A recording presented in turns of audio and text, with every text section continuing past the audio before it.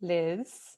What are we talking about? We're talking about profit. We're talking Yeah. about what, managing your finances, budgeting for success.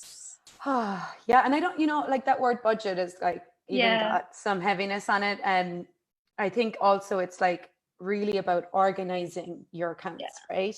And setting yourself up and like how, so where do we start? There's so many things. I suppose like whether you're a business owner or whether you're an entrepreneur or whether even if you just run your own household, like if you're a stay-at-home mother and you're not working anymore, but maybe you're just at home running the household, having these principles like in with your finances, like getting clear with your money, um, is really about you like empowering yourself and you being like the creator of your reality. So one of the things that like came up recently, like the whole world shut down, in case you didn't know. Is that And what? like, yeah. Where everybody And went? like it was really funny because before that, people, fall into the trap of I've got my salary or I've got my wages or I've got my retirement, or even here in America, they have this 401k. And people used to even say to my husband, well, I've got my 401k, that's way more secure than the stocks that he was investing in. And the thing was, when the coronavirus hit, actually everyone's 401k went way down. So this idea that like anything is secure is really not true, Right. because we really like anything can happen in the world or with you in any given moment. So sorry, 2 seconds. Someone's at the door. I'm so sorry. All right. Never fails. I'm on. What's up? I'm on a call. Hi. Are you? You have any trouble with table? No, you're on the other side. Yeah, it's fine now. Yeah. Thank you. Thank you. You're good. I'll walk you in. That's so funny. The cable guy's called. But okay, I'm sorry. So with that, with what happened in the world, it was like nothing is actually really secure, like except you. Like the only security you have really is you. And there was someone that posted something on my feed on Facebook about how, well, if the government are telling me I can't work, I'm going to sit at home and they can pay me, this Right. energy. And I was like, I'm not sitting at home waiting for the government to pay me. Because it's like, where do you make the government, payments coming from the government, unemployment, stimulus checks, like, or your 401k or your retirement, like where do you make that like the source of your reality? Yeah. Rather than being like, actually, what if I was being the creator of my reality right now, what would I actually choose? And what could I create?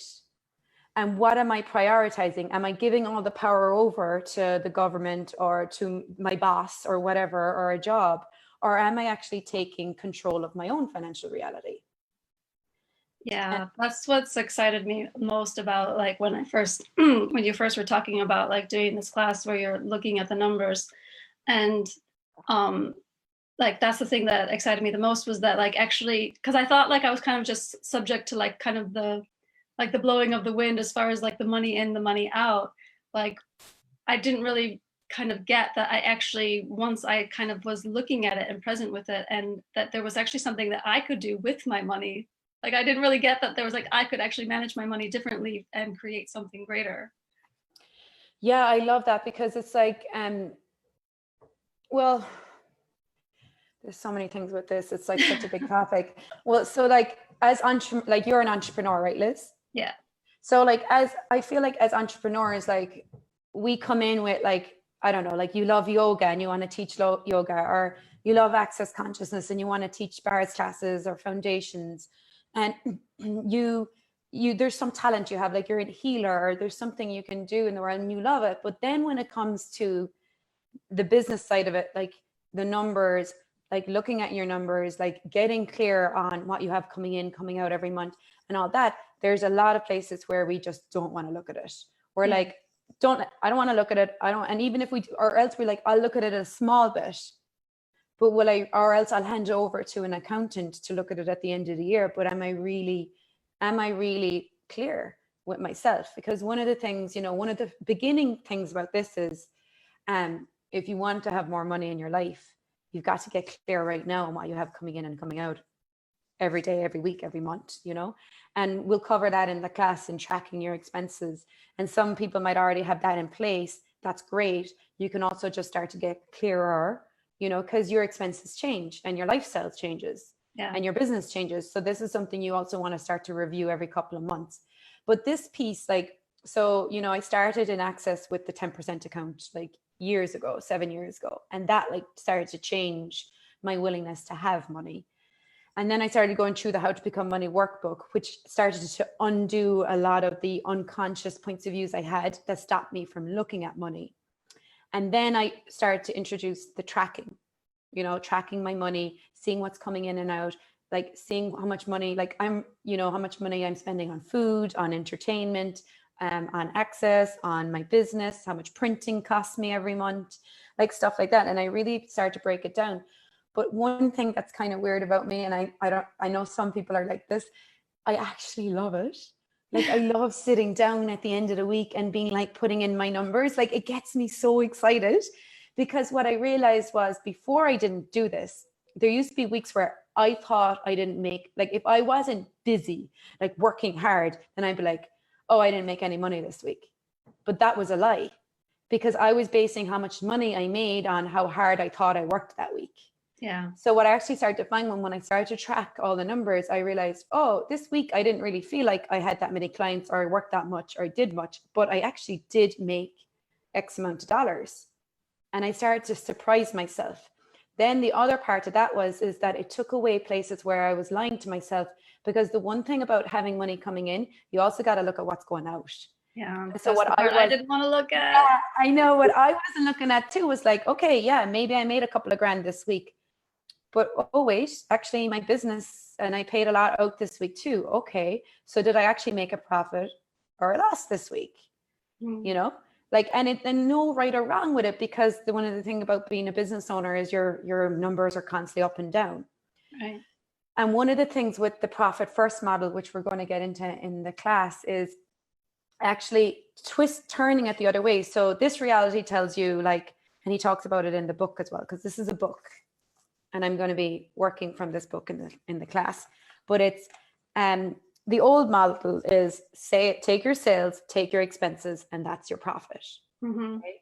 But he's actually talking about, no, you get your sales, you take out your profit, what's left over is what you run your business from and you run your life from.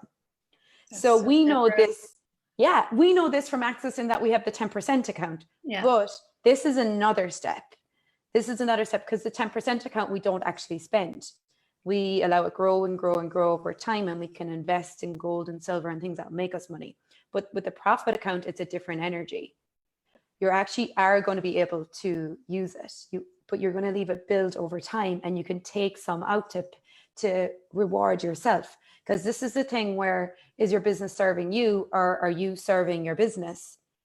Is when you start to create these accounts to actually start build profit and to pay for your business, then you get to take the benefit of you having a business. Yeah. You actually get to pay yourself. You actually get to take profit at the end of each quarter, or the end of each year. And we'll get into more in the class. But it's amazing, because remember I said the other day as well, one of the things as well is that you don't need to be a massive multi-dollar business to start this. You can start right now.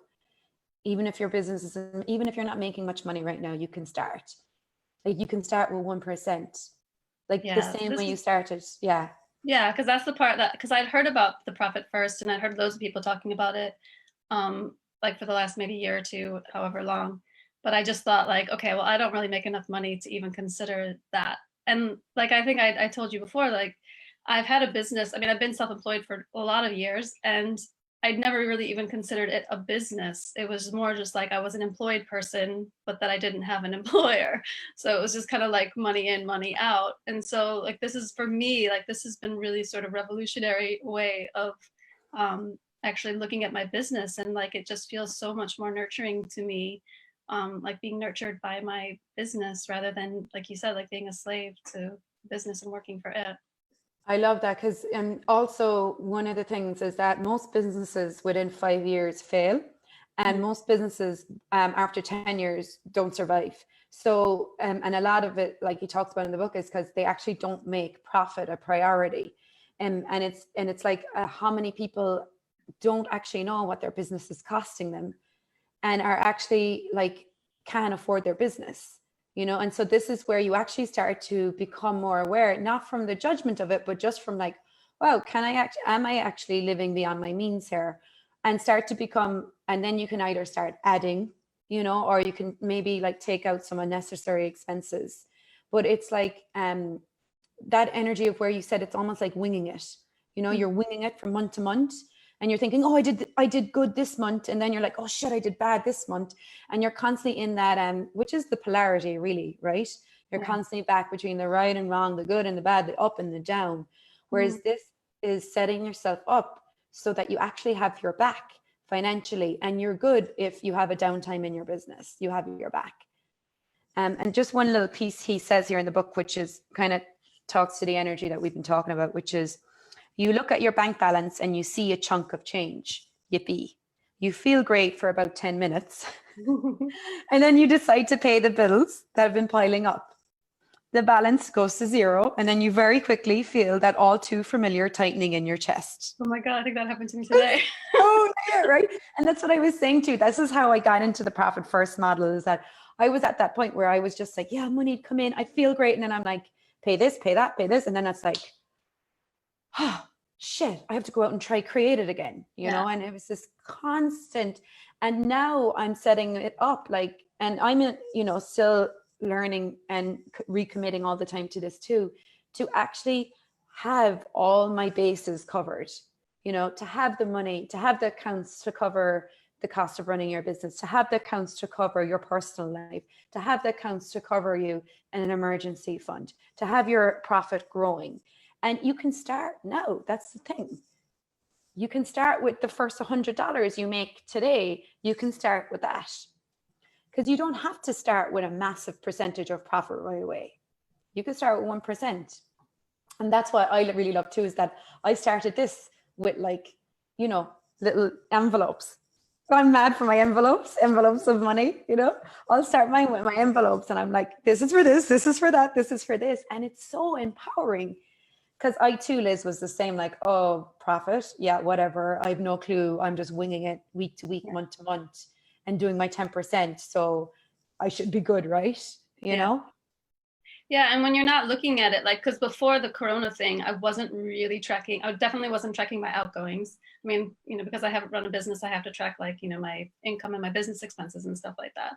But I wasn't really keeping careful track. But then when the Corona thing, because my income changed like so dramatically, I didn't have that kind of that vague sense of, okay, well, this is just coming in, this is how much I can spend. So I had to like put everything down so I could see how much was coming in, how much was going out. And at first I thought it was going to be like really scary, and that it was going to be like, oh my God, like this is how much money I require to live, and this is how much I'm making. But it was actually like incredibly empowering, because number one, like you said, I was actually making, even though it had changed, I was still making more than I thought I was, because it was just different. And so I was able to kind of look at like where I was putting my money and like what was required and what was more important. And I actually added some things into my business, added some expenses into my business to because the nature of my business was changing, which was really cool. But then it was also like totally not as scary as I thought. And like I even called my spreadsheet Fun with Finance, because like I wanted to inject that energy of like, it's not, the scary, income tracker. It's it like, really isn't. Yeah. It's really, like you said, it's so empowering. And it's actually, it ends up, because most of all, we lie to ourselves. We lie on both ends. We lie about, what we're spending, and we also lie to ourselves about what we have coming in. We think we're making, a lot of time we think we're making less than we are. And sometimes we're spending more than we think we are. Yeah. But it's like getting clear on that. Like I've been tracking my money for a couple of years now. And I think it was last year and that's another thing. Then you can actually look like, okay, every 3 months, what you have coming in and out every quarter, and you can see the growth in your business year to year then, and quarter to quarter. And what you call it, 1 year is like, added up all the money I spent on like food for like just like food for my personal life, you know, like not my business. And I was like, wow, that's a lot of money on food. And that was just one thing, like, yeah, that's one of those places I probably don't need to eat out that much. You know what I mean? Like, do I really, how many unnecessary meals am I having? And stuff like that. It's not about coming from lack. It's coming from having more awareness. Yeah. There was and I had like subscriptions to things that like I wasn't even using. Yeah, that's a big thing too. Yeah, I had a few different subscriptions things that was like £10 here, £10 there. But then when I looked at the numbers, I was like, well, that's actually making quite a big difference to like every month. Like, even though it was just kind of like a little bit here, a little bit there. When I actually saw it on paper, and I was like, well, actually, I'm not really using that. It's not really adding much to my life, and I don't really need it. So like, I could just let that go. Yeah. There's a lot of things that we're not looking at. It's a theme. So, and it's like, it's so funny. I said to you, you know, we call this, it's so funny, my eyes are getting blurry. So how many people get dizzy with money? Like, it's funny because you said, I said, we'll call it, you know, does profit turn you on? And as I got on, I was like, wow, I wonder how many people are avoiding being turned on. Yeah. Like, or avoid looking at their numbers because they don't want to be turned on. Yeah. Like, you know, like there's so much unconsciousness around this that actually, like you said, when you start to actually get present with your numbers and your figures, it gets you so happy. Yeah. And like to see your accounts grow and your profit grow and your business grow, like, will that turn you on? And then how much does that actually invite more into your world? And then like the thing is, you may be saying, yeah, I'd like more money. I'd like my business to grow. I'd like more clients. But then what are you actually doing? You know, like, because you're saying one thing, but then your energy is like, I don't want to look at my accounts. I don't want to look at profit. I don't want to look at any of that. I don't want to pay tax. You know, that's another thing. You know, we'll get more into that in the class too. Like covering yourself, setting yourself up to pay tax, setting yourself up to pay your employees, setting yourself up to pay your business expenses, setting up yourself to pay your life. All these things are included so that you don't have these like things that you're like, I don't want to look at paying tax until the end of the year. And then the end of the year comes and you're freaking out because it's like, you're saying to the universe, I'd like more, but then you're actually doing the complete opposite. Yeah. You're saying, I want more, universe. I want more clients. I want to grow. But then you're like, I don't want to look at this. I don't want to look at this. I don't want to look at this. Yeah. So you're just going to get, you know, a lot more of that energy. What you resist persists. Oh my God. Burke said, it's like sex being demonized. So is money by society. Yeah. Yeah.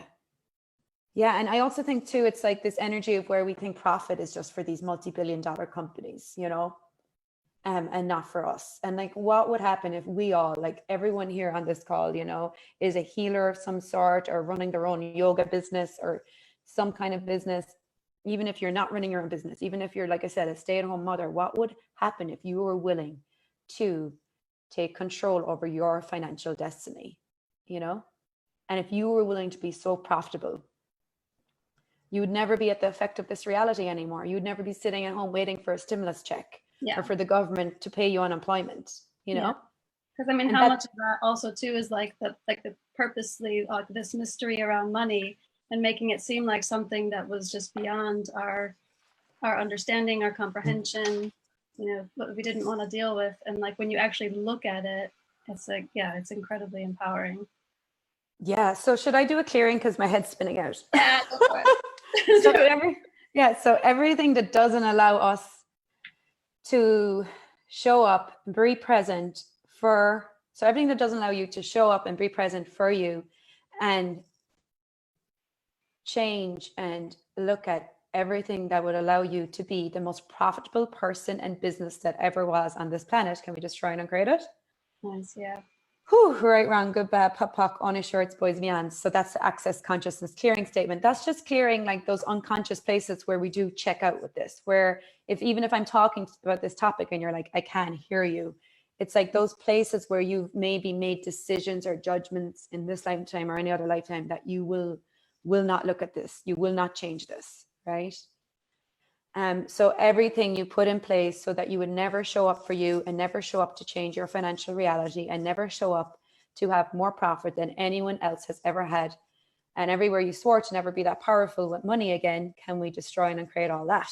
Yeah. Whew, right, wrong, good, bad, pop, pop, on his shirts, boys and meons. Because if we were all so profitable, would we be controlled by the government? Would we be controlled by social welfare payments? Would we be controlled by someone above us that we've decided is above us? Like, you know, I was thinking the other day, I was like, wow, if all the healers in the world were willing to actually make money, what would that create? Planet, you know? So Amy Beckler says, I never thought of money turning me on until this week. And now you're speaking on this. And yes, it just feels so nice, so yummy. Thank you for sharing the wisdom and shedding light on the goodness of profit. Yeah. Yeah, because money has been made very wrong, especially in spirituality. It's wrong to talk about it. It's wrong to want it. It's wrong to like it. It's wrong to ask for it. Whew, everything that is, can we destroy and uncreate it? Yes, please. Right and wrong, good and bad, pot and pock, on his shorts, boys and meons. And when you get over your judgment of the wrongness of it, then you can actually start to create it. And then we can actually create the change on the planet that we came here to fucking create. Yeah. Like, how many more people, Liz, can you reach with your yoga business and your access business when you have profit? Yeah. Yeah. Oh, I'm really excited. So we start on Tuesday. It's going to be 2 calls. First call is going to be all about tracking your income, tracking your expenses. And then the second call is going to be all about setting up these accounts, setting up your different profit first accounts. And I'll get more into it. And it's going to be fun. Yes, it is. Okay, so we'll post a link below. And thanks for joining me, Liz. Thank you. I'm really excited for this class. I know, me too. Okay, guys, thanks for watching. Night, See you soon. Bye.